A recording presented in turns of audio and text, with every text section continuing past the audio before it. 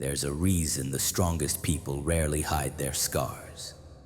They know what most of the world tries to forget, that the parts of you that broke are the parts that make you real. In ancient Japan, when a piece of pottery shattered, it wasn't thrown away. Artisans repaired it with gold, not to hide the damage, but to celebrate it. They called it Kintsugi, the art of golden repair. The belief that what was once broken could return stronger, more beautiful because of its imperfections.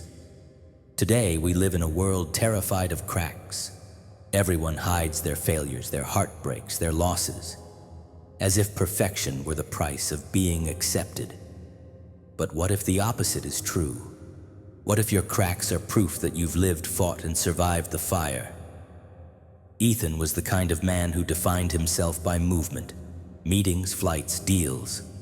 CEO of a tech startup growing too fast for its own foundation. He wore exhaustion like a medal. And for a while, the world rewarded it. Funding rounds, interviews, a magazine cover that read, "The Future of Innovation." Then came the crash. A single deal collapsed, investors pulled out, and in 1 quarter, everything unraveled.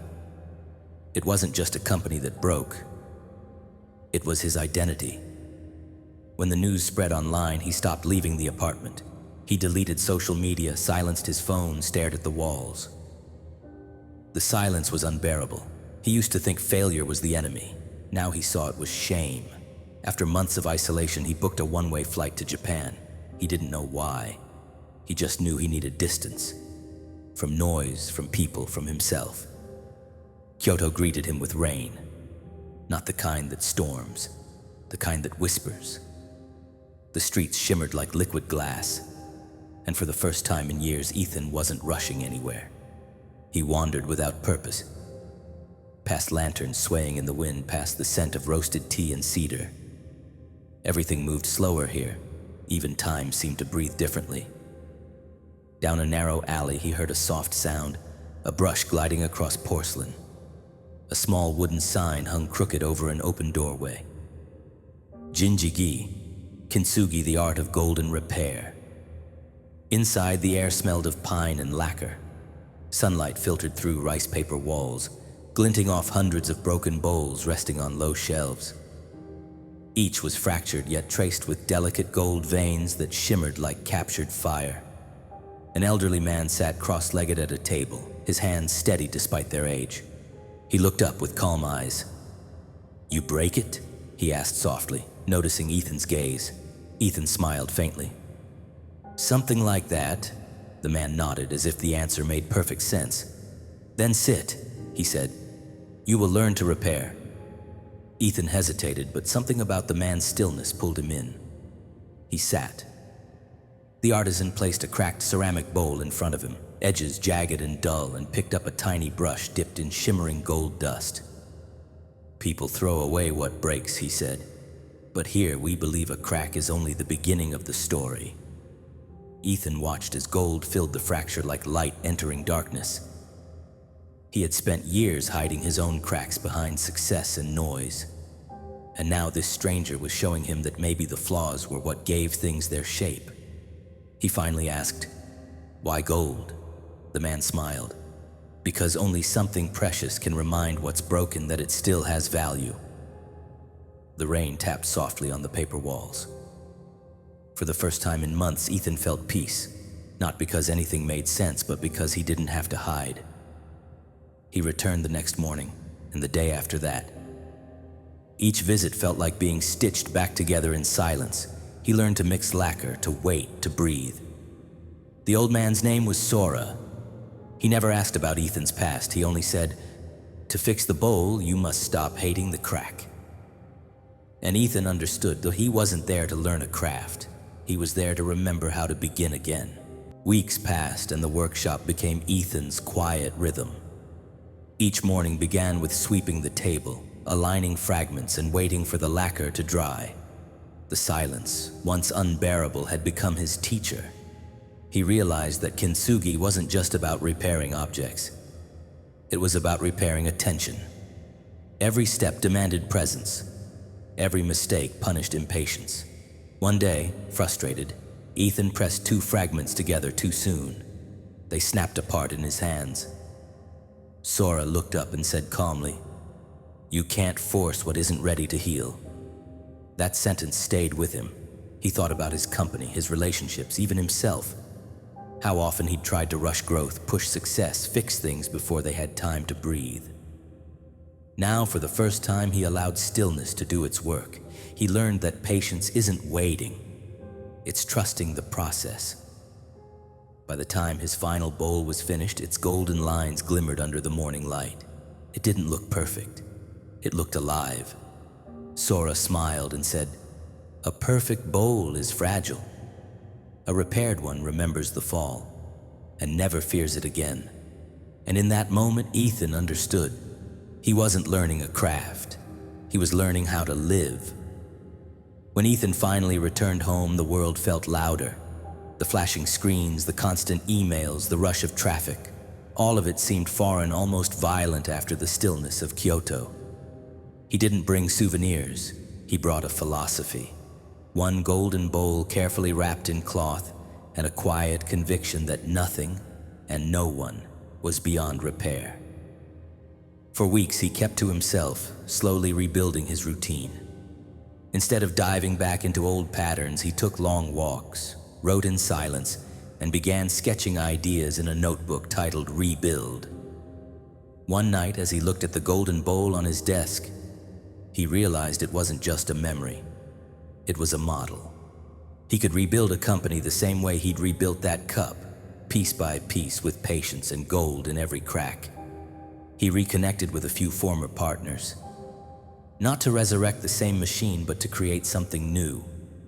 A space that valued depth over speed, process over perfection. He called it Kintsugi Labs, a consulting studio that helped entrepreneurs rebuild after collapse. His first client was another founder on the edge of burnout. Instead of offering strategies, Ethan handed him a small ceramic bowl with a single golden seam and said, "You don't need to start from zero. You just need to decide what deserves gold." That line became the company's quiet mantra. Ethan began sharing his story online, posting reflections about failure, patience, and renewal. He expected silence, maybe judgment. Instead, thousands of people related. His vulnerability spread faster than his success ever did. Investors reached out, not for his pitch decks, but for his philosophy. They trusted him because he'd already fallen and survived. Within a year, Kintsugi Labs was profitable. But Ethan measured success differently now, not by how fast it grew, but by how calm it felt. He understood now that success wasn't the opposite of breaking. It was what you built after. What Ethan had experienced in Japan wasn't just emotional, it was biological. Psychologists call it post-traumatic growth, a transformation that happens when the brain rewires itself after adversity. It's not the pain that changes us. It's the rebuilding. When life cracks us open, the mind starts forming new neural paths. Paths for patience, perspective, humility. Suffering forces the brain to evolve. In a way, the mind performs its own kintsugi. Ethan began reading about it. He learned that in Western psychology, we often talk about recovery, as if the goal is to return to who we were before.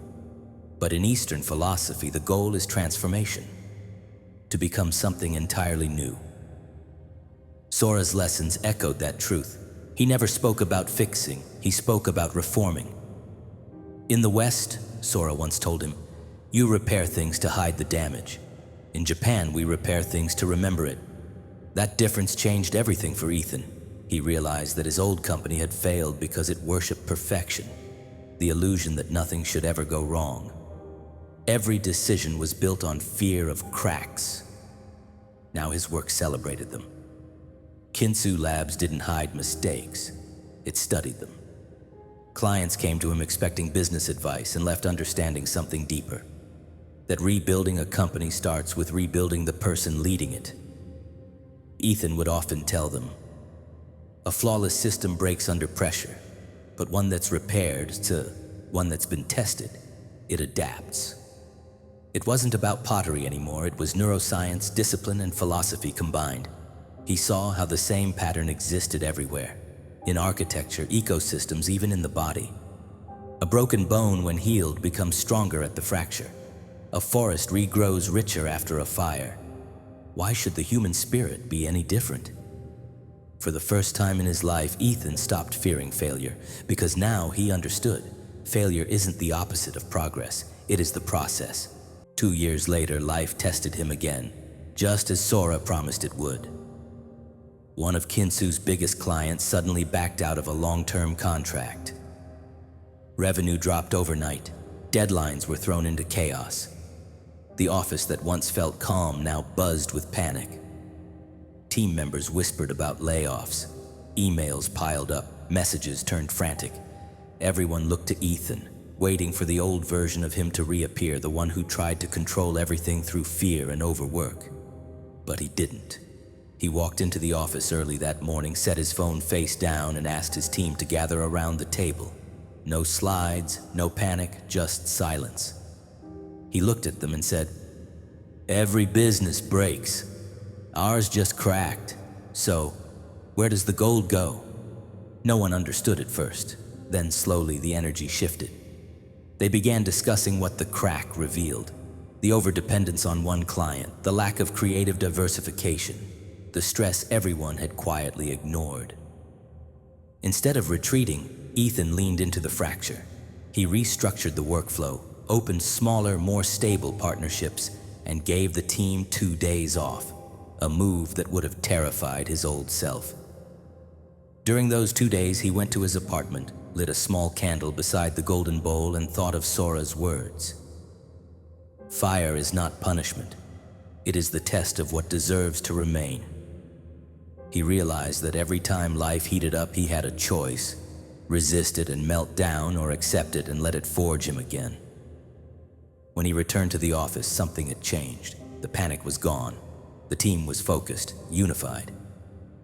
They launched a smaller initiative that outperformed their previous projects.